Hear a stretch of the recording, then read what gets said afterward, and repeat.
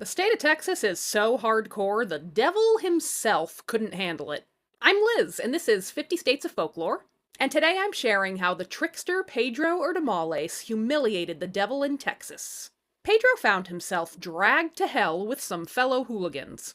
But while his fellow sinners quaked and wailed at the horrors that hell had to offer, Pedro himself was cool as a cucumber. The devil was put off by Pedro's nonchalance, so he got down off his throne of flames to interrogate the fellow.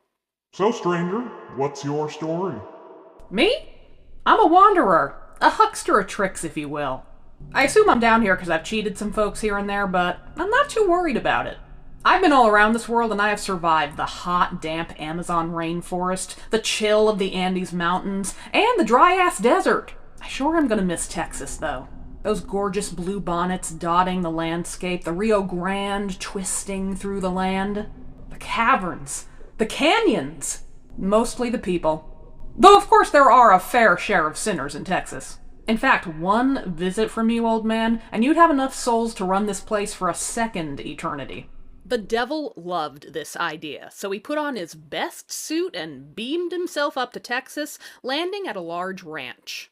Now, the devil's best suit made him look like a city slicker, so the folks in Texas were looking at this guy askance. And their skepticism only grew because the devil began to make a complete fool of himself.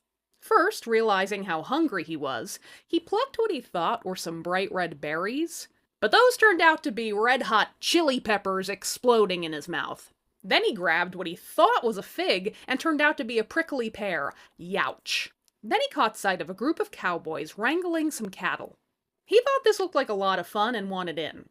The devil couldn't see that the cowhands were using ropes for the task. He thought they were controlling the animals by grasping their tails. So he waltzed up to a grazing cow, grabbed its tail and squeezed, and the cow startled, reared forward, and kicked the devil with both its hind legs, sending the guy careening into a barn. At that point, Satan had had enough of Texas and beamed himself right back down to hell. The first thing he did there was kick Pedro Urdemales out. He was too proud to put up with this guy who humiliated him. And the devil never returned to Texas, which suited Pedro just fine. I hope you enjoyed my Texas folktale today. If you did, maybe throw some support to Texans who are doing some really hard and important work right now, at organizations like Fund Texas Choice, the Texas Freedom Network, and Texas Trans Kids, just to name a few.